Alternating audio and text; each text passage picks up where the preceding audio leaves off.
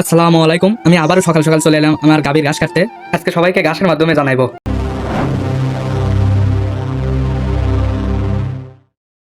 গাভীর মূলই হচ্ছে ঘাস, না থাকলেই নয়। ঘাস ছাড়া কিন্তু ভুসিতে আয় করতে পারবেন না। সবাই শুনে রাখেন, যত ঘাস দিবেন আর আপনারা আয় করতে পারবেন ইনশাল্লাহ।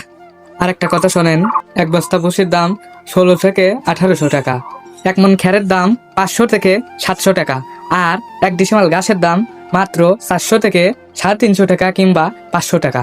আর গরুর মূলই হচ্ছে হলো ঘাস। ঘাস ছাড়া কিন্তু আপনি কোনো মুহূর্তেই কামাই করতে পারবেন না। আর শোনেন একটা কথা, আপনারা সবাই ঘাস ছাড়া কিন্তু গরু পালবেন না। ঘাস আগে লাগবে, ঘাস ছাড়া কিন্তু হবে না। শুধু ভুসিতে আপনি আয় করতে পারবেন না। আপনি যদি না ঘাস খাওয়াইয়া 10 খান মালা নেন, তাইলে কিন্তু আপনি অনেক ঋণ হয়ে যাবেন।